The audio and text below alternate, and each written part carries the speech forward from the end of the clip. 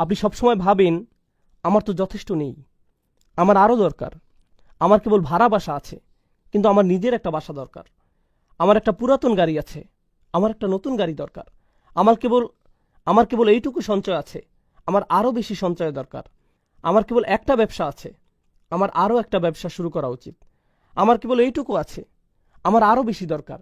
সবসময় আপনি অনেক অনেক বেশি পাওয়ার আশা করেন। আপনার মন সবসময় এইসব আকাঙ্ক্ষায় ব্যস্ত থাকে, আর আপনি গুরুত্বপূর্ণ কিছুর ভাবনা থেকে উদাসীন হয়ে পড়েন। এটা হচ্ছে প্রথম অর্থ।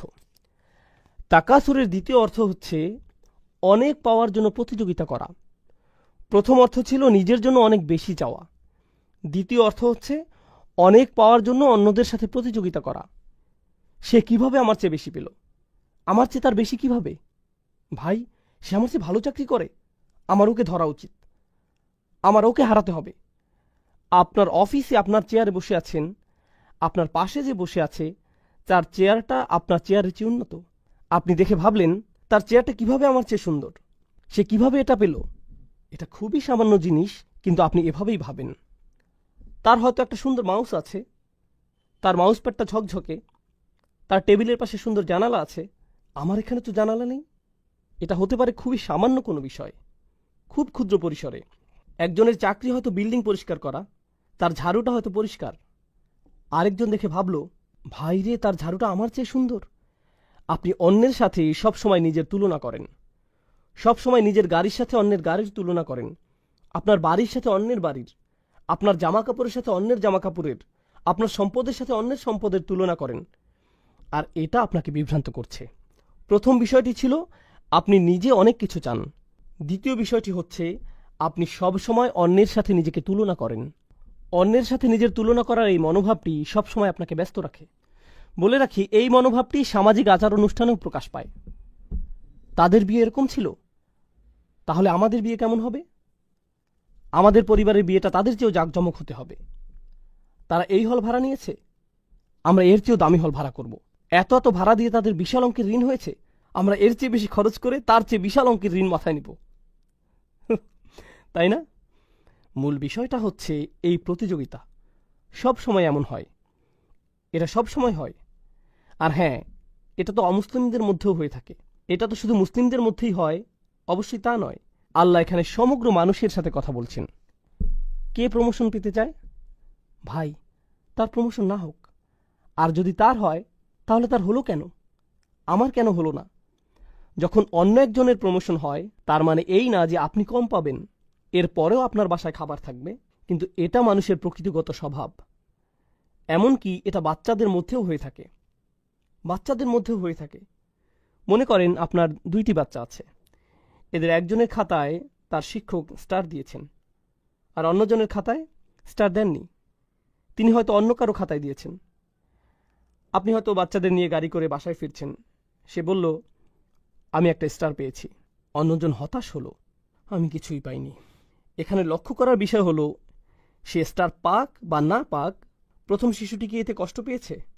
পায়নি। কিন্তু ইতোমধ্যেই তার মধ্যে কি দেখা যাচ্ছে? প্রতিযোগিতার মনোভাব।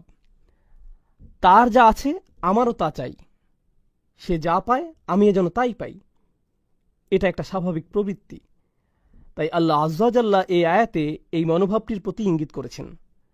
তাহলে প্রথমটি ছিল বেশি চাওয়া, দ্বিতীয়টি হচ্ছে বেশি চাওয়ার ক্ষেত্রে প্রতিযোগিতা করা। এটা হচ্ছে দ্বিতীয় অর্থ। আসুন এবার তৃতীয় অর্থটি জানি। তৃতীয় অর্থটি হল বেশি পাওয়ার কারণে অহংকার করা, আত-তাফাখুর মা আত-তাকাসুর। আপনার অনেক থাকার কারণে গর্ব করা। অর্থাৎ যখন কেউ আপনার কাছে আসে, সে হয়তো কোনো কিছু নিয়ে কথা বলছে, আপনি হুট করে বলে বসলেন, ও হ্যাঁ, আমি তো ওখান থেকে গ্রাজুয়েশন করেছি। ওহো, বলে রাখি, এই গাড়িটা আমি মাত্র 2 মাস আগে কিনেছি, খুব ভালো দামে পেয়েছি, মাত্র 37 লাখ, ইত্যাদি ইত্যাদি। সে কি আপনাকে জিজ্ঞেস করেছে আপনার গাড়ি আছে কিনা? সে তো জিজ্ঞেস করেনি, কিন্তু কোনো কারণ ছাড়াই আপনার তাকে বলতে ইচ্ছে হয়েছে। কারণ তাকাসুর থেকে আমরা বুঝতে পারছি এটা কেবল এমন নয় যে শুধু আপনার থাকলেই হবে, বরং আপনি অন্যদেরকে এটা বলতে স্বাচ্ছন্দ্য বোধ করেন। আপনি অন্যদের জানাতে চান যে আপনি খুব ভালো চাকরি করছেন, আপনার এটা আছে, ওটা আছে। তাহলে 3টি বিষয় হলো, তাই না? এবার আসুন চতুর্থ বিষয়ে। আরবিতে বাবে তাফাউলের 2টি বিষয় রয়েছে। এতে আছে মুফাআলা, যার অর্থ মানুষ একে অপরের সাথে প্রতিযোগিতা করছে। আমরা এটা জেনেছি। তাকাসুরের চতুর্থ বিষয়টি হচ্ছে এমন কিছু যা ভাগ করে নেওয়া যায়। তাআওয়ানু, শুধু প্রতিযোগিতা নয়, বরং একে অপরের সহযোগিতা। চতুর্থ বিষয়টি থেকে বোঝা যায় আপনাদের সবারই এটা আছে। আমাদের সবারই বেশি পাওয়ার আকাঙ্ক্ষা আছে। এমন নয় যে একজনের নেই অপরজনের আছে। আমাদের প্রত্যেকেরই বেশি পাওয়ার আকাঙ্ক্ষা আছে। আমাদের প্রত্যেকেরই এটা আছে। আর অনেক অনেক বেশি পাওয়ার আকাঙ্ক্ষাই, একে অপরের সাথে প্রতিযোগিতা করার ইচ্ছাই আমাদের সবাইকে এক করেছে। বলে রাখি, এটা এমন একটি সার্বজনীন বিষয় যা বিভিন্ন ধর্মের, ভিন্ন বর্ণের, ভিন্ন জাতির, ভিন্ন বয়সের মানুষকে এক করেছে। আমরা অনেকভাবে আলাদা হতে পারি, তাই না? কিন্তু আমাদের সবার মধ্যে কোন জিনিসটি সার্বজনীন? আমরা বেশি চাই। আমাদের যা আছে আমরা তার চেয়েও বেশি চাই। আমাদের যা আছে তাই নিয়ে আমরা সুখী নই। আর আল্লাহ বলেন, এই মনোভাব, এই চিন্তা প্রক্রিয়া আপনাকে বিভ্রান্ত করেছে, আপনাকে ভুলিয়ে দিয়েছে। কিন্তু আরবিতে যখন ইলহা শব্দটি ব্যবহৃত হয়, তখন এই প্রশ্নটি চলে আসে যে কিসের থেকে ভুলিয়ে দিয়েছে? আচ্ছা, বুঝলাম আমাকে ভুলিয়ে দিয়েছে। আপনি যখন আমাকে ভুলিয়ে দিয়েছে বলেন, স্বাভাবিকভাবে একটা প্রশ্ন চলে আসে, কিসের থেকে ভুলিয়ে দিয়েছে? আমি কাজের কথা ভুলে গিয়েছি, আমি স্কুলের কথা ভুলে গিয়েছি, আমি কিসের কথা ভুলে গিয়েছি? এটি জানতে হলে আরবিতে একটি আন যোগ করতে হয়। আমি আপনাদের যে আয়াতটি বলেছি, লা তুলহিকুম আমওয়ালুকুম ওয়ালা আওলাদুকুম, এরপর আল্লাহ যোগ করলেন আন যিকরিল্লাহ। আপনার সম্পদ ও সন্তান যেন আপনাকে ভুলিয়ে দিতে না পারে। কিসের থেকে? আল্লাহর স্মরণ থেকে। এখানে কিছু একটা থেকে বলা হয়েছে, এখানে বাড়তি তথ্য যোগ করা হয়েছে। এই তথ্যটি দিয়ে আপনাদের উত্তর দেয়া হয়েছে। এখন এই সূরায় আল্লাহ আযজা জাল্লা আন আইশাইইন বলেননি। তিনি কি বলেছেন? আমাদের ভোলার ব্যাপারে তিনি কি বলছেন? এখানে তিনি উন্মুক্ত রেখেছেন। উন্মুক্ত রাখার মাহাত্ম্য হচ্ছে এটা ইতলাকে পরিণত হয়েছে, এটা শর্তহীন হয়েছে। আপনি নিজে খুঁজে বের করুন। আল্লাহ চান যেন আমরা নিজে খুঁজে বের করি আমরা কি থেকে ভুলে আছি। কিছু আলেম মন্তব্য করেছেন, প্রথমত আমরা সত্য থেকে ভুলে আছি, যে আমাদের সত্যের পথে ডাকছে, আমরা তার প্রতি উদাসীন আছি। সে আপনাকে গুরুত্বপূর্ণ কিছুর প্রতি ডাকছে। ভাই, আমি কাজে ব্যস্ত আছি। কেউ আপনার কাছে এসে বলল, ভাই চলো আমরা কোরআন থেকে কিছু শিখি, চলো আমরা নবী সাল্লাল্লাহু আলাইহি সাল্লামের সুন্নাহ থেকে কিছু শিখি। ভাই, আমি এখন ব্যস্ত। আর আল্লাহ তাআলা বলছেন, আপনার এই ব্যস্ততা আসলে কেবল উদাসীনতা, আর এটাই আপনাকে সত্য থেকে দূরে রেখেছে। এটা আপনাকে সত্য থেকে দূরে রেখেছে। এটা একটা মন্তব্য, সত্যের প্রতি উদাসীন থাকা। তাফসিরে আমরা আলেমদের আরেকটি মন্তব্য পাই, সেটা হলো নিজেকে ভালোভাবে দেখা থেকে দূরে থাকা, মুহাসাবা। এটা আপনাকে নিজেকে দেখা থেকে ভুলিয়ে দিয়েছে। আমি আমার জীবনে কি করছি, আমি কিসের পিছনে ছুটছি। আর হ্যাঁ, আপনি যখন কোনো কিছুর পেছনে ছোটেন আর তা পেয়ে যান, আপনার সেগুলো বিরক্ত লাগা শুরু হয়। তখন আপনি অন্য কিছুর পেছনে ছোটেন, তারপর সেটাও আপনার বিরক্ত লাগে। এরপর আপনি অন্য কিছু খোঁজেন। আমাদের সবারই এমন হয়। আপনি যদি একটি বাড়ি কিনতে চান আর আপনি বাড়ি কিনে ফেলেন, তখন কি হয়? কিছুদিন পরে অন্য একজনের বাড়ি দেখতে আপনার বাড়ির চেয়ে সুন্দর মনে হয়, তাই না? এটা বিরক্ত লাগতে শুরু করে। আপনি পুনরায় সাজান। কিছুদিন পর আবার বিরক্ত লাগা শুরু করে। যখন আপনার সন্তান খুব করে একটা ভিডিও গেমের আবদার করে, আপনি সেটা কিনে দেন। তারা সেটা কয়দিন খেলে, কিছুদিন যায়, তারা গেমে জিতে যায়, শেষ। তারা বিরক্ত হয়ে পড়ে। নতুন কোনো মুভি আসলো। অনেক দিন আগে আমি তখন নিউ ইয়র্কে ছিলাম, আমি এমনটি বলেছিলাম, স্টার ওয়ার বা এরকম কোনো মুভি হবে। এর আগেরটা সম্ভবত 70-এর দশকে বের হয়েছিল। এরপরে তার সিকুয়েল বের হলো। জানি না এখন এমন হয় কিনা। নিউ ইয়র্কের রাস্তায় বিশাল হুলস্থুল লেগে গিয়েছিল। কেবলমাত্র একটি হলে সেটা রিলিজ পেয়েছিল, আর সেটার লাইন এত লম্বা ছিল যে হজের জন্য পাসপোর্টের লাইনের চেয়েও সেটা কয়েক গুণ বড় ছিল। অসংখ্য মানুষ এই মুভি দেখার জন্য লাইনে দাঁড়িয়েছিল।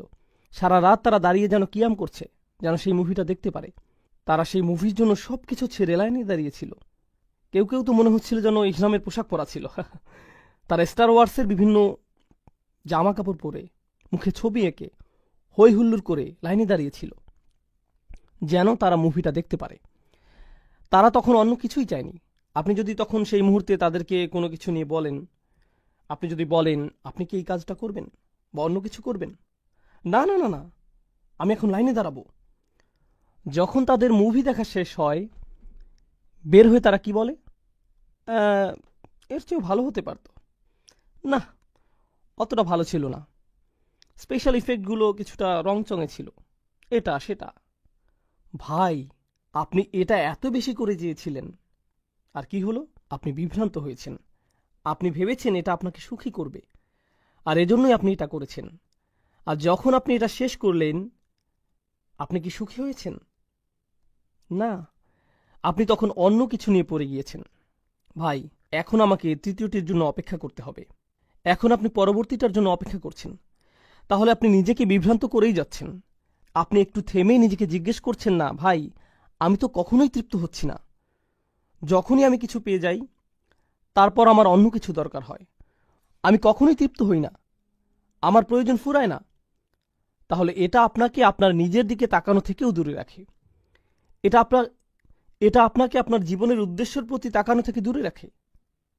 এই বিভ্রান্তি, এই চাহিদা, এই প্রতিযোগিতা আপনাকে এই প্রশ্ন থেকে দূরে রাখে যে আমি কেন এই পৃথিবীতে এলাম। এখানে আমার কাজ কি শুধু একটা কিছুর পেছনে ছোটা, এরপর অন্য কিছুর পেছনে ছোটা, তারপর আরেকটা কিছুর প্রতি ছোটা, তারপর কবরে চলে যাওয়া, এইগুলোই? এই জন্যই কি আমি এখানে এসেছি? এই জন্যই কি আমাকে এখানে পাঠানো হয়েছে? কারণ পশু পাখিরা এসব করে। তারা খায়, তারপর তারা আবার ক্ষুধার্ত হয়ে পড়ে, তাই তারা আবার খায়, এরপর আবার ক্ষুধার্ত হয়ে পড়ে। এরপর একটা পশুর সাথে আমার পার্থক্য কি? যদি এজন্যই আমি এখানে এসে থাকি, তাহলে একটা পশুর সাথে আমার পার্থক্য কি রইল? কিন্তু আপনি এই প্রতিযোগিতায় এতই ব্যস্ত হয়ে পড়েছেন যে আপনি নিজেকে এই প্রশ্নটি করার সময়টাও পান না। যদি আপনি ভেবেও থাকেন, তা কেবল একটা ভাসমান চিন্তা, এমন কিছু নয় যা নিয়ে আপনি সত্যিই চিন্তিত হয়ে পড়বেন। আমরা আলেমদের আরও কিছু মন্তব্য দেখি। এটা আপনাকে এই সংবাদ থেকে দূরে রাখে, অর্থাৎ কোরআন থেকে দূরে রাখে। কোরআনের মাধ্যমে আপনার চোখ খুলে যাওয়ার কথা ছিল। এর মাধ্যমে আপনি আপনার জীবনের উদ্দেশ্য খুঁজে পাওয়ার কথা ছিল। এর মাধ্যমে আপনি নিজের অন্তরের সমস্ত খুঁটিনাটি আপনি পর্যবেক্ষণ করবেন, এটাই হওয়ার কথা ছিল। এটা আপনার নিজেকে নিজের সামনে পেশ করার কথা ছিল। কিন্তু এই কোরআনের জন্য আপনার সময় নেই, কারণ আপনি তাকাসুরে খুব ব্যস্ত। এটা আপনাকে বিভ্রান্ত করেছে। তবে সবচেয়ে অসাধারণ মন্তব্যটি বলতে গেলে, গত সূরাটি কি ছিল আপনাদের মনে আছে? সূরা করিয়া, আল করিয়া, জোরে করা নাড়া শব্দ শুরুতে, আর শেষে হাবিয়া। আল্লাহ বলেন আল্হাকুমুত তাকাসুর। এটা এত বড় বিভ্রান্তি যে এমনকি এটা আপনাকে আল করিয়া থেকেও দূরে রাখে। পুরো পৃথিবী একদিন কেঁপে উঠবে, এমন সত্য থেকে এটা আপনাকে দূরে রাখে। জাহান্নামের আগুন আমাদের সামনে চলে আসবে। কিছু মানুষের পাল্লা ভারী হবে, কিছু মানুষের পাল্লা হালকা হবে। যে পরম সত্য সম্পর্কে আপনি জেনেছেন, আপনি মুখস্থ করেছেন, যা আপনি তিলাওয়াত করেন। আমাদের অনেকেই সূরাটি তিলাওয়াত করেন, কারণ সূরাটি বেশ ছোট আর আমাদের সময় কম, তাই আমরা এই সূরাটি পড়ি। যদিও আমরা এটা পড়ি, তবুও আমরা এই বাস্তবতা থেকে দূরে সরে আছি। এটা কিভাবে সম্ভব? আল্হাকুমুত তাকাসুর, সুবহানাল্লাহ। সূরার শুরুতেই আল্লাহ এমন ঘোষণা দিয়েছেন। এখন আসুন এই আয়াত সম্পর্কে আলেমদের আরও কিছু মন্তব্য দেখি। প্রথমে আমরা এই সূরার সাথে সূরা আদিয়াতের সম্পর্ক আলোচনা করব। আপনাদের মনে আছে সূরা আদিয়াতে আমরা দুনিয়ার প্রতি আমাদের মনোভাব নিয়ে পড়েছিলাম? এই সূরাতেও তাই। ওই সূরাটিতে আল্লাহ বলেন ইন্নাল ইনসানা লিরাব্বিহি লাকানুদ, নিশ্চয়ই মানুষ তার রবের প্রতি বড়ই অকৃতজ্ঞ। ওয়া ইন্নাহু আলা যালিকা লাশাহিদ, আর নিশ্চয়ই সে এই বিষয়ে সাক্ষী। ওয়া ইন্নাহু লিহুব্বিল খায়রি লাশাদীদ, আর নিশ্চয়ই সে ধন সম্পদের প্রতি খুবই আসক্ত। দুনিয়ার সব কিছু খুবই আকর্ষণীয়। এখন আল্লাহ এখানে বলছেন এসবের প্রতি তোমার ভালোবাসা অনেক বেশি। তিনি আগের সূরায় এমনটি বলেছিলেন। এই সূরায় তিনি কি বলছেন? তিনি বলছেন এসবের প্রতি তোমার ভালোবাসা এতটাই গভীর যে এগুলো তোমাকে ভুলিয়ে দিচ্ছে। তাহলে এখানে তিনি পরবর্তী অবস্থার কথা বলছেন। সেটা কি? এটা আপনাকে ভুলিয়ে দেয়। এই দুইটি প্রত্যক্ষ সম্পর্কযুক্ত। জামাকশারি মন্তব্য করেছেন ইদা শাগালাত, অর্থাৎ এই চাওয়ার আশা তোমাকে ব্যস্ত রাখে। শুধুমাত্র আপনার মনেই নয়, বরং আপনার আচরণেও এটা আপনাকে ব্যস্ত রাখে। তিনি কাফিরদের এভাবে সংজ্ঞায়িত করেছেন আত্তাবারি ফিল কাসরা আত্তাবাহি বিহা, নিজের অনেক আছে, এটা মানুষকে দেখিয়ে বেড়ানো, সেই সাথে এটা দেখিয়ে গর্ব অনুভব করা। যেমন কেউ বলল, আমাদের অনেক কিছু আছে। এটা শুনে অন্যজন বলল, না, আমাদের তার চেয়েও বেশি আছে। এভাবে কার বেশি আছে আর কার কম আছে এর হিসাব করতে করতে আপনার জীবন অতিবাহিত। সুবহানাল্লাহ। শাওকানি রহমাহুল্লাহ তাকাসুর নিয়ে মন্তব্য করেছেন, তারা একে অপরকে কার কি বেশি আছে সেটা দেখিয়ে বেড়ায়। খুবই গুরুত্বপূর্ণ কথা বলেছেন। তিনি বলেছেন, এখানে বিভ্রান্তি বলতে টাকা পয়সা অথবা সন্তানটিকে বোঝানো হতে পারে। আল্লাহ যে বিভ্রান্তির কথা বলেছেন তা হল সম্পদ আর সন্তান। তিনি কেন এমনটি বললেন? আরেকটি জায়গায় ইলহা কিভাবে ব্যবহৃত হয়েছে? আল্লাহ বলেন, লা তুলহিকুম আমওয়ালুকুম ওয়ালা আওলাদুকুম। বিভ্রান্তি বলতে কোরআনের সম্পদ ও সন্তানকে বোঝানো হয়েছে। এটা এক জায়গায় এসেছে। অন্য জায়গায় আমরা তাকাসুরের বর্ণনা পাই। সূরা হাদীদে আল্লাহ বলছেন, তাকাসুরুন ফিল আমওয়ালি ওয়াল আওলাদ। তাহলে আয়াতের প্রথম শব্দ ইলার সাথে আমরা আমওয়াল ও আওলাদ এই দুটি শব্দ পাই। দ্বিতীয় শব্দ তাকাসুরের সাথেও আমরা আমওয়াল ও আওলাদ পাই। আমরা এই উভয় ক্ষেত্রেই পাই। তাহলে সম্পদ ও সন্তান উভয়ই আমরা বেশি চাই। কিন্তু আমরা দেখছি যে আমাদের জীবনের আসল উদ্দেশ্যের দৃষ্টিকোণ থেকে এই দুইটি আমাদের জন্য বিভ্রান্তি। এগুলো হতে পারে বড় বিভ্রান্তির কারণ। তাকাসুর ফিল আওলাদ, এটা নিয়ে ছোট একটা সন্দেহ নিরসন করা প্রয়োজন। সন্তানের ক্ষেত্রে বেশি যাওয়ার ব্যাপারে এটা দিয়ে কয়েকটি বিষয় বোঝায়। এটা কেবলমাত্র বেশি সন্তান নেয়াকে বোঝায় না। বেশি বলতে অনেক সন্তান থাকাকেই শুধু বোঝায় না। আমরা এমন একটি সময় আছি যখন মানুষ চিন্তা করে যে বেশি সন্তান নেওয়া অর্থনীতির পক্ষে ক্ষতিকর, তাই না? এমনকি কিছু দেশ তো আছে যাদের এমন নিয়ম রয়েছে যে আপনি নির্দিষ্ট সংখ্যক সন্তানের বেশি নিতে পারবেন না। তারা আল্লাহর হুকুমের সাথে খেলতে গিয়ে নিজেরাই উল্টো ধরা খায়। কেন তারা বেশি সন্তান নিতে আপত্তি জানিয়েছে? তারা বেশি সন্তান নিতে চায়নি কারণ তাদের সেই সামর্থ্য নেই, তাদের অর্থনীতির সেই সামর্থ্য নেই। এখন কি হচ্ছে? যেমন চায়নার কথাই ধরুন। এখন সেখানে নতুন অর্থনৈতিক বিপর্যয় সৃষ্টি হয়েছে। আমাদের দেশের অবকাঠামোগত চাহিদা মেটানোর জন্য যথেষ্ট জনবল নেই, কারণ আমরা জনসংখ্যা বাড়তে দেইনি। তাই সেখানে এখন নতুন ধরনের অর্থনৈতিক বিপর্যয় দেখা যাচ্ছে, জনসংখ্যা রোধ করে, যেটা তারা নিজেরাই সৃষ্টি করেছে। সুবহানাল্লাহ। তাহলে এখানে উভয়টিই এসেছে আল্লাহর হুকুম অমান্য করার কারণে। যাই হোক, এর দ্বিতীয় অর্থটি হল, যখন আল্লাহ বলেন তাকাসুর ফিল আওলাদ, এটা দিয়ে বোঝায় আপনি আপনার সন্তানের জন্য বেশি চান, অর্থাৎ আমার অন্যদের চেয়ে বেশি পেতে হবে। এই প্রতিযোগিতা আপনার সন্তানের মধ্য দিয়ে প্রকাশ পায়। আপনি বলেন, আমার সন্তান যেন অন্য সন্তানদের চেয়ে বেশি পায়, আমার ছেলে যেন দলে সুযোগ পায়। অন্য একজন সুযোগ পেল, কেন সে সুযোগ পেল? আমার ছেলে পরীক্ষায় বি পেয়েছে, কেন সে বি পেল? আমি শিক্ষকের নামে অভিযোগ দেব। তার সন্তান কিভাবে এ প্লাস পেল? তার ছেলে আমার ছেলের উপরে কিভাবে? আপনার ছেলে বি পেয়েছে তার নিজের কারণে, এর সাথে তার ছেলের কোনো সম্পর্ক নেই। কিন্তু আপনি সব সময় আপনার সাথে অন্যের তুলনা করতে থাকেন, সব সময় তুলনা করেন। এটা শুধু আপনার ছোট মানসিকতার পরিচয় নয়, আপনার সন্তানের উপরও এর প্রভাব পড়ে। তাহলে আল্লাহ তাআলা বলেন, আচ্ছা, আল্লাহ কি বলছেন সেটা জানার আগে আমরা আরও কিছু মন্তব্য পড়ে নিই। ইবনে আব্বাস রাদিয়াল্লাহু তাআলা আনহু বলেন, এই আয়াতের খুবই চমৎকার একটি পাঠ। তিনি শুরুতে একটি অতিরিক্ত হামজা দিয়ে পড়তেন, আলহাকুমুত তাকাসুর অথবা আলহাকুমুত তাকাসুর। এটা দিয়ে কি বোঝায় জানেন? অনেক চাওয়ার এই প্রতিযোগিতায় বেশি বেশি পাওয়ার চাহিদা কি তোমাকে ব্যস্ত রাখে? আসলে তিনি এটিকে একটি প্রশ্নের মতো করে পড়তেন। তিনি এই আয়াতটিকে একটি প্রশ্ন হিসেবে পড়তেন। অনেক সময় এমন হয়, যখন আপনি কাউকে তিরস্কার করেন, আপনি তার দিকে প্রশ্ন ছুড়ে দেন, আমি কি তোমাকে এটা করতে বলেছি? তুমি এমন একটি কাজ করলে। আপনি কিন্তু বলেন না যে তুমি এটা করেছ, আপনি বলেন তুমি এমন কাজ করেছ, তুমি কি আমাকে বলবে যে তুমি এটা কেন করলে, কিভাবে করলে? আপনি এইভাবে প্রশ্ন ছুড়ে দেন, যেন এটা একটা জাজার, মানে কাউকে তিরস্কার করা, কাউকে ভর্ৎসনা করা। ইবনে আব্বাস রাদিয়াল্লাহু তাআলা আনহু আয়াতটিকে এভাবে পড়তেন। আবু মুসলিমের মন্তব্যটি আমরা আগে পড়েছি। তার মন্তব্যটি মূলত ছিল এমন যে এটা মানুষের মধ্যে ভাগ করে নেওয়া যায়। তাহলে আমরা এটা জানি ইনশাআল্লাহ তাআলা। প্রথম আয়াতের ব্যাপারে আমরা সর্বশেষ কোরআনের আরেকটি জায়গায় দেখব, যেটা আছে সূরা কাহফে। আলহাকুমুত তাকাসুরের একটি সুন্দর ব্যাখ্যা। আপনারা তো দুই কৃষকের গল্প জানেন, যাদের একজনের ছিল একটি ছোট বাগান, অন্যজনের ছিল তার চেয়ে বেশ বড় একটি বাগান। সে কিভাবে তাকাসুর প্রকাশ করল? সে গরিব কৃষককে বলল, ধনী কৃষক গরিব কৃষককে বলল, আনা আকসারু মিনকা মালান ওয়া আযু নাফারা, সম্পদের দিক থেকে আমি তোমার চেয়ে বড়, জনবলের দিক থেকেও আমি তোমার উপরে। আমার অনেকগুলো সন্তান আছে যারা আমার ব্যবসা দেখছে, তোমার দেখার মতো কেউ নেই, তুমি একা। সে বলল, নাহনু আকসার। অপরজন বলল, নাহনু আকসার। অর্থাৎ এখানে সে মূলত অপরজনকে তাকাসুর দেখাচ্ছে। এখানে কিছু বিষয় আছে। আমি যদিও আপনাদের বলেছি যে এটাই শেষ মন্তব্য, তবুও এই মন্তব্যটি পড়া উচিত, এটা গুরুত্বপূর্ণ ইনশাআল্লাহ। এখানে বলা হচ্ছে যে আল্লাহ বলছেন এটা তোমাকে বিভ্রান্ত করছে, কিন্তু তিনি এটা বলেননি যে কি তোমাকে বিভ্রান্ত করছে।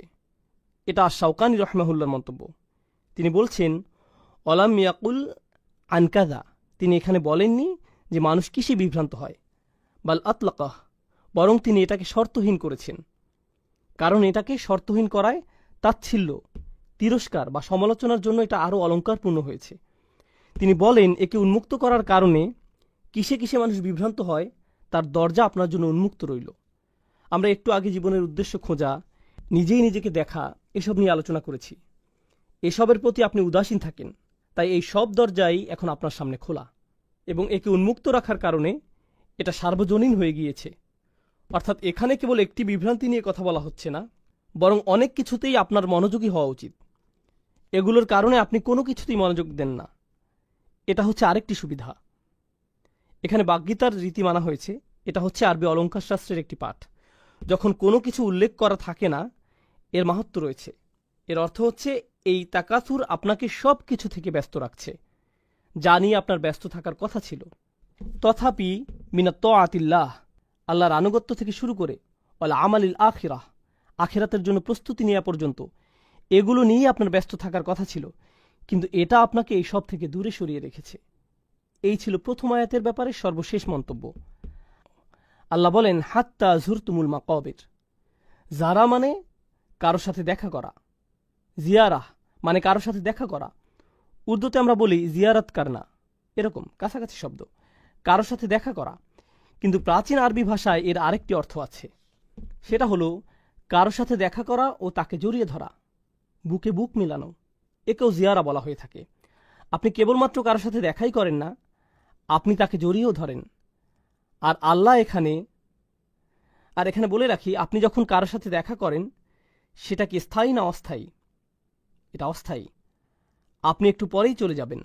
এখানে এই অর্থটিও আছে, মানে আপনি কারো সাথে দেখা করতে গিয়েছেন, আপনি দেখা করেছেন, এরপর আপনি চলে গিয়েছেন।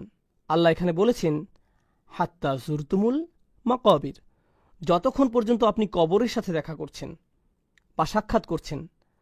আক্ষরিক অর্থে বললে যতক্ষণ না আপনি কবরের সাথে সাক্ষাৎ করছেন। যখন আপনি কারোর সাথে দেখা করেন, আপনি তার জন্য প্রস্তুতি রাখেন, আপনি প্রস্তুতি নিয়ে দেখা করেন। আপনার ভালো লাগুক বা না লাগুক, আপনার তার সাথে দেখা করতেই হবে। আর এখানে আপনি কার সাথে দেখা করছেন? আপনার কবরের সাথে। এখানে জিয়ারা শব্দটির সাথে মাকাবির ব্যবহার করার কারণে আমরা একটা জিনিস বুঝতে পারছি যে আমরা কবরে চিরকাল থাকব না, কেননা জিয়ারা বলতে অস্থায়ী বোঝায়। আল্লাহ জিয়ারা শব্দটির সাথে জান্নাত বা জাহান্নাম ব্যবহার করেননি, তিনি ব্যবহার করেছেন মাকাবির, কবরের সাথে। আপনি যদি আরেকটি সূরা দেখেন, দুনিয়ার প্রতি মনোভাব নিয়ে অপর আরেকটি সূরা কি? সূরা আদিয়াত।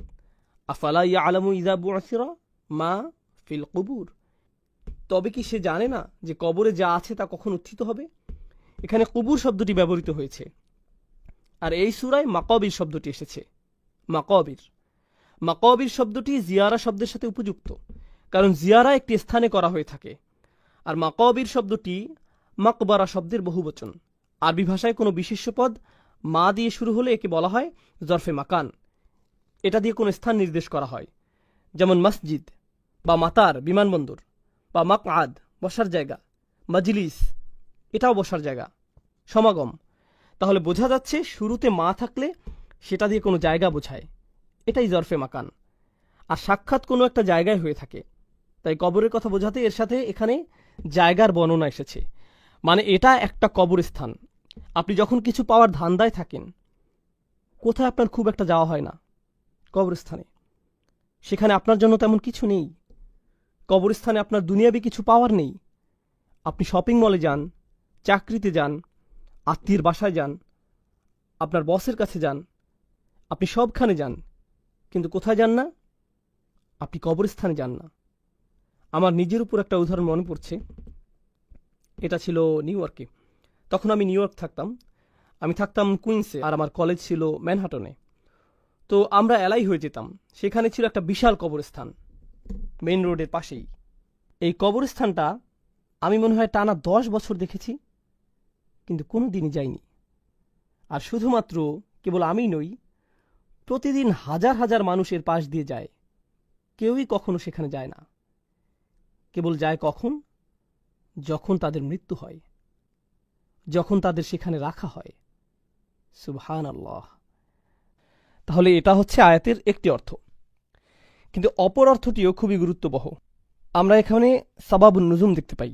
আপনারা জানেন যে কিছু আয়াতের ঐতিহাসিক প্রেক্ষাপট থাকে, আর ওই সময়ের অর্থ কি ছিল? যেহেতু আলেমদের মতে তৎকালীন সময়ে কিছু গোত্র ছিল যারা সবসময় অন্য গোত্রগুলোকে তুচ্ছ করত।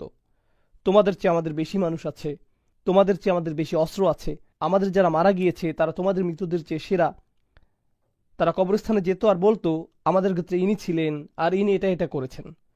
তোমাদের গোত্রে কি কেউ কখনো এমন করেছেন? তারা এভাবে কবরে গিয়ে একে অপরের সাথে প্রতিযোগিতা করত। তারা বলতো, তোমাদের কি এমন কেউ ছিল? এখনকার সময় আমরা বলি, আমাদের ইতিহাসে ইনি ছিলেন, অমুক ছিল, তমুক ছিল। ইতিহাসের নায়কদের নিয়ে গর্ব করা।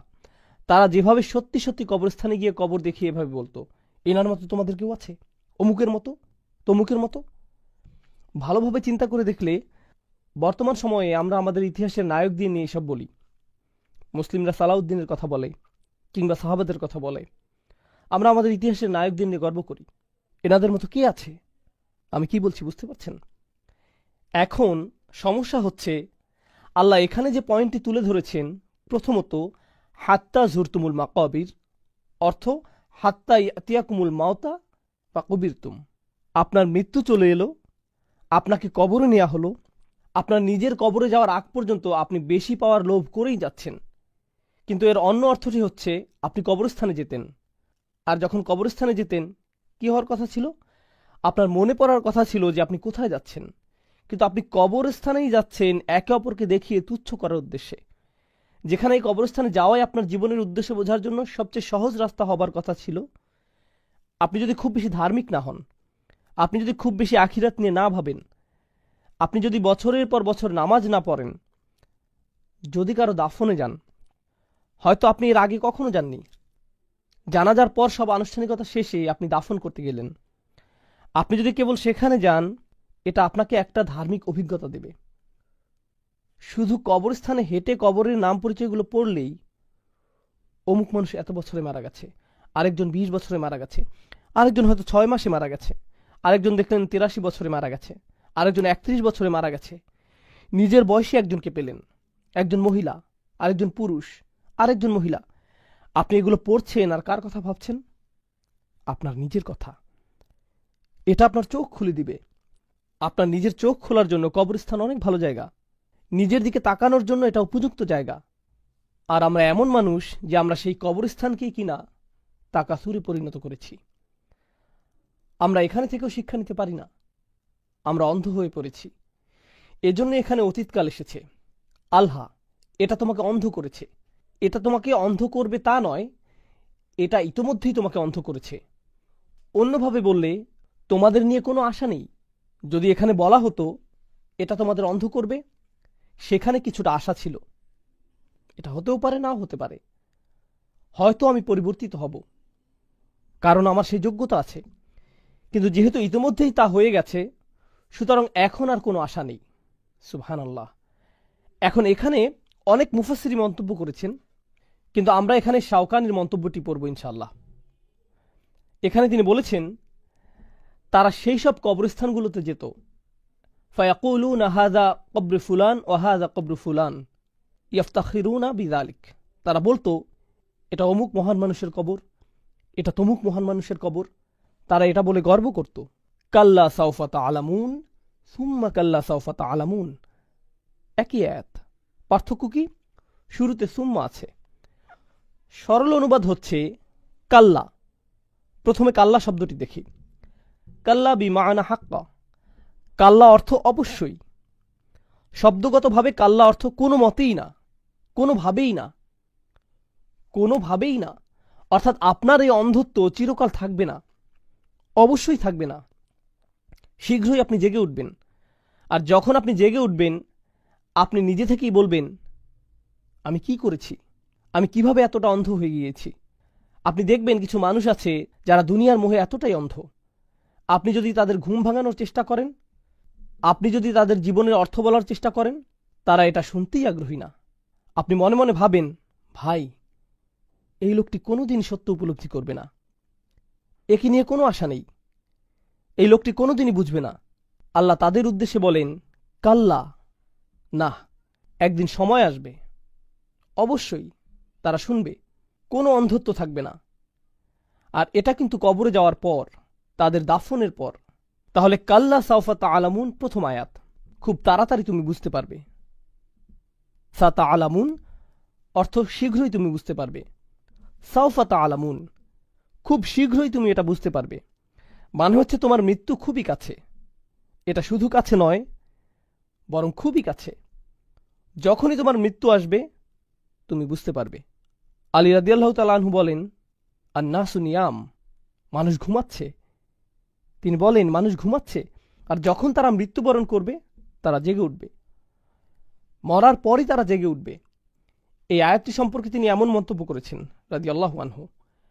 তাহলে আমরা দেখতে পাচ্ছি, কাল্লা সাউফা তাআলামুন, শীঘ্রই তুমি বুঝতে পারবে। কখন বুঝতে পারবে? আপনি বুঝতে পারবেন যখন আপনি কবরে যাবেন।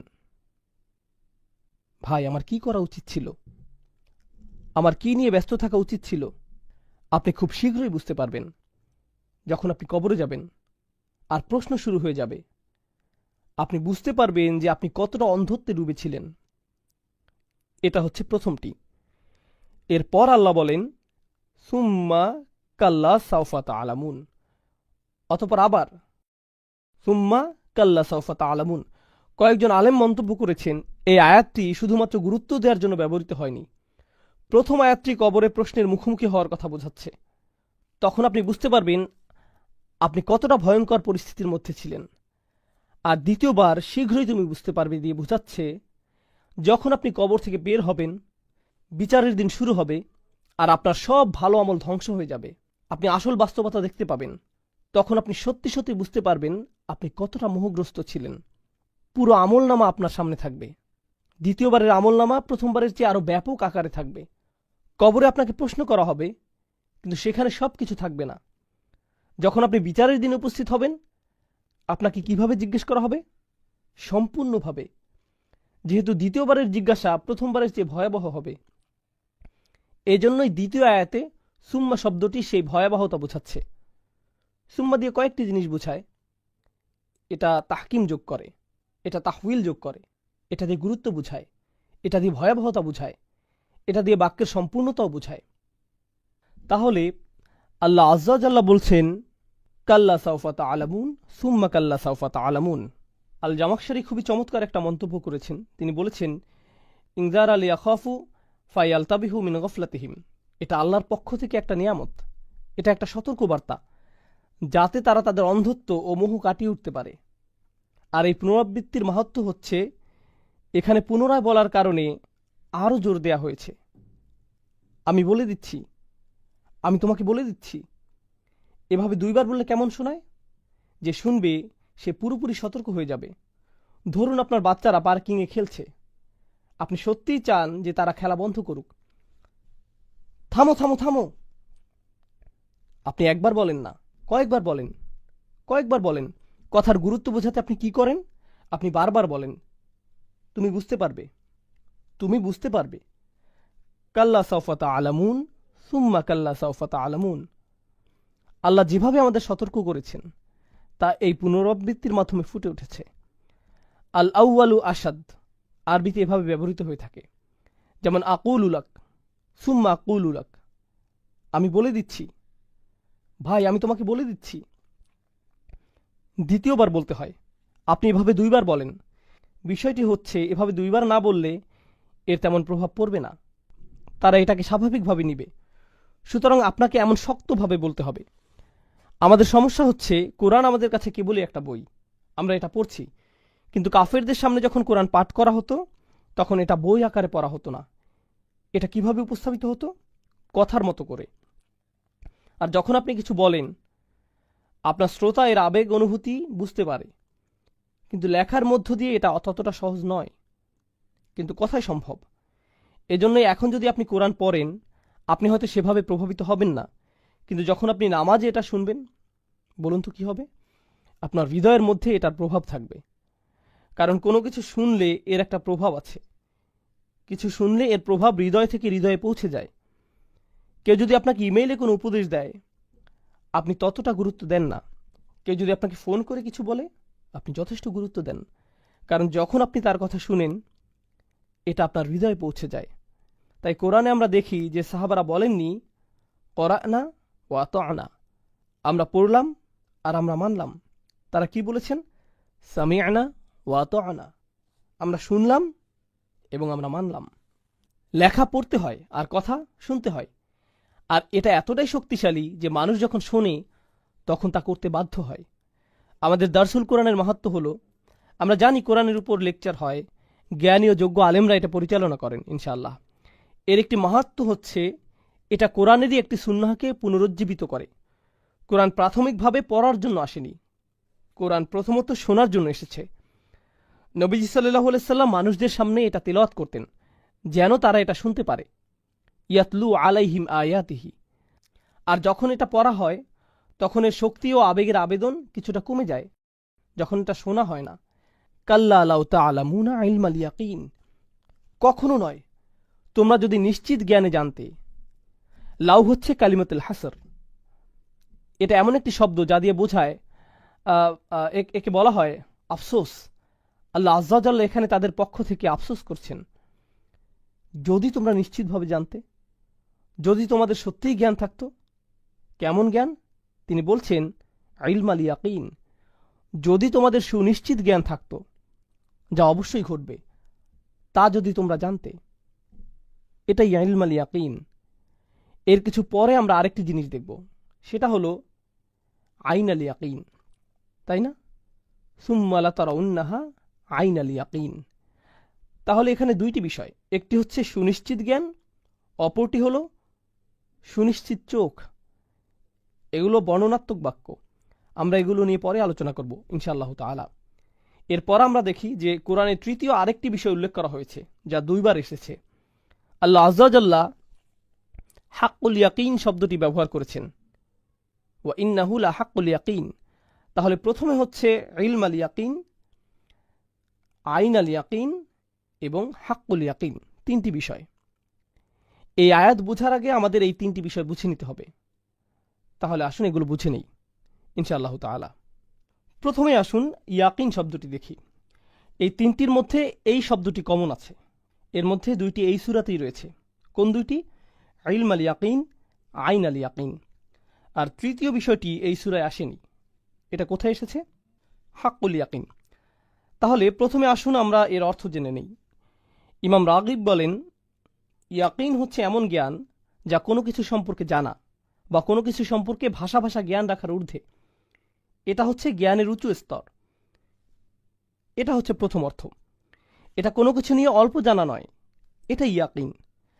আমি এই ইয়াকিন শব্দের অনুবাদ করতে চাই এভাবে, এটা হচ্ছে দৃঢ় প্রত্যয় বা অটুট প্রত্যয়। আপনি কোনো কিছুতে পুরোপুরিভাবে সম্পূর্ণরূপে সম্মত হয়েছেন, তখন আপনি ইয়াকিন শব্দটি ব্যবহার করবেন। এটা ইমানের চেয়েও শক্তিশালী শব্দ। কিভাবে এটা ইমানের চেয়েও শক্তিশালী শব্দ, সেটা আমরা পরবর্তীতে দেখব। এরপর আমরা পাই আবু হিলাল আল আসকারি ইয়াকিন শব্দটি সম্পর্কে মন্তব্য করেছেন। তিনি বলেছেন, ইয়াকিন হচ্ছে সেই জিনিস যাতে আপনি এতটাই সম্মত যে অন্তর থেকে আপনি এটা নিয়ে খুশি, আপনি মন থেকে এটা নিয়ে সন্তুষ্ট। যেমন ধরুন, কেউ হয়তো বলল যে পরকাল বলতে কিছু আছে, আপনি বললেন আমার মনে হয় এটা সত্যি হতে পারে, হ্যাঁ থাকার সম্ভাবনা আছে, আচ্ছা আমার এটা নিয়ে কোনো সমস্যা নেই। এটা ইয়াকিন নয়, এটা কোনো মতে মেনে নেয়া। কিন্তু আপনি যখন জানেন যে এটা অবশ্যই আছে, অবশ্যই আছে, গতকাল যেমন ছিল তেমন, আপনি আমার সামনে বসে আছেন, এটা যেভাবে জানেন সেভাবে আখিরাতে বিশ্বাস করেন, তখন এটা ইয়াকিনে পরিণত হয়। আপনি অন্তরে এটা সাধারণভাবে বিশ্বাস করেন না, বরং অটুটভাবে বিশ্বাস করেন। এটাই হচ্ছে ইয়াকিনের প্রথম অর্থ। দ্বিতীয়ত, ওয়ানাহজুস সদর বিমা আমালিহি। আসলে এটা দ্বিতীয় অর্থ। প্রথমটি ছিল সুকুনুন নফস, যার মানে আপনি এটা নিয়ে দ্বিতীয়বার ভাববেন না, এটা নিয়ে আপনি পুনরায় চিন্তা করেন না, এটা আপনি এ ব্যাপারে নিশ্চিত, আপনার কাছে এটাই সত্যিকার বাস্তবতা। আপনি এটা নিয়ে দৃঢ় প্রতিজ্ঞ, যা নিয়ে আপনি দ্বিতীয়বার ভাবেন না। তাহলে এই হচ্ছে এর দুইটি মর্মার্থ। একটি হচ্ছে আপনি এটা নিয়ে দ্বিতীয়বার ভাববেন না, আর দ্বিতীয়ত আপনি এই বাস্তবতা নিয়ে পুরোপুরি সন্তুষ্ট। এখন কোরআনে ইয়াকিন শব্দটি কিভাবে ব্যবহৃত হয়েছে? আমরা পাই ইয়াকিন শব্দটি মৃত্যু বোঝাতে ব্যবহৃত হয়েছে। হাত্তা আতান আল ইয়াকিন ও আবুদ রব্বাকা হাত্তা ইয়াতিয়াকাল ইয়াকিন। ইয়াকিন শব্দটি মৃত্যু বর্ণনা এসেছে। কেন? এমনকি কাফেরও কিসে বিশ্বাস করে? মৃত্যুতে। মৃত্যুতে। আপনি আখিরাতে অবিশ্বাস করতে পারেন, আপনি কবরের প্রশ্নগুলোকে অবিশ্বাস করতে পারেন, আপনি জান্নাত জাহান্নামকে অবিশ্বাস করতে পারেন, ঠিক আছে। কোনো সুস্থ স্বাভাবিক মানুষ মৃত্যুর প্রতি অবিশ্বাস করতে পারে না। এটাই হচ্ছে সুনিশ্চিত বিশ্বাস। যে কোনো আলোচনার শুরুই এটা, যে কারো জন্যই। কোন জিনিসটি সবাই সুনিশ্চিত বলে বিশ্বাস করে? ভবিষ্যতের কোন জিনিসটি আমরা নিশ্চিত বলে জানি? মৃত্যু। একেবারে সুনিশ্চিত। তাহলে এটা সবার জন্যই এতটা নিশ্চিত একটি বিষয় যে আল্লাহ এখানে ইয়াকিন শব্দটি ব্যবহার করেছেন। এখন আমরা কোরআনে পাই যে যখন আপনি এটা বিশ্বাস করবেন, এটাকে আপনি নিশ্চিত বলে জানবেন, কিন্তু আপনি একে অন্তরে ধারণ করতে চান না। আমরা এমনটি কোরআনেও দেখতে পাই। আল্লাহ বলেন, যখন আপনি তাদেরকে শেষ সময়ের কথা বলেন, তারা বলে, আচ্ছা, আমরা এটা নিয়ে ভেবেছি, শুধুমাত্র ভেবেছি, এর বেশি কিছু নয়। সময়ের কথা বলেন, তারা বলে, আচ্ছা, আমরা এটা নিয়ে ভেবেছি, শুধুমাত্র ভেবেছি, আমার মনে হয় এটা হলেও হতে পারে, কিন্তু আমরা পুরোপুরি নিশ্চিত নই। ওমা নাহনু বিমুস্তাইকিনিন, আমরা এ বিষয়ে দৃঢ় বিশ্বাসী নই। শুনে এটাকে বেশ চমৎকার মনে হচ্ছে ভাই, তোমাদের মুসলিমদের ধর্মবিশ্বাস খুবই চমৎকার মনে হচ্ছে। এভাবেই তারা বলে, কিন্তু তারা এটাকে ইস্তিকান করে না, তারা একে অন্তরে ধারণ করে না। তাহলে যার ইয়াকিন নেই সে এমন বেদনাদায়ক মন্তব্য করে। তাহলে এখন আসুন আমরা ইলম আল ইয়াকিন, আইন আল ইয়াকিন আর হাক্কুল ইয়াকিন এই সম্পর্কে জানি। আমি আপনাদের উদাহরণ দিয়ে বোঝাবো। আপনি হয়তো গাড়ি চালাচ্ছেন, হঠাৎ আপনি কিছু ধোঁয়া দেখলেন। আপনি কোনো আগুন দেখতে পাননি, আপনি শুধুমাত্র ধোঁয়া দেখেছেন। আপনি সেই ধোঁয়া দেখেই বুঝে গেছেন যে আশেপাশে কোথাও কি আছে, আগুন আছে। কিন্তু আপনি কি আগুন দেখছেন? না। আপনি আপনার জ্ঞানের মাধ্যমে বুঝতে পারছেন যে যেহেতু এখানে ধোঁয়া দেখা যাচ্ছে, নিশ্চয়ই আশেপাশে কোনো আগুন থেকে এটা আসছে। আপনি আপনার নিজের চোখে দেখেননি, নিজের জ্ঞান থেকে আপনি এটা বুঝতে পারছেন। এটাই হলো ইলম আল ইয়াকিন।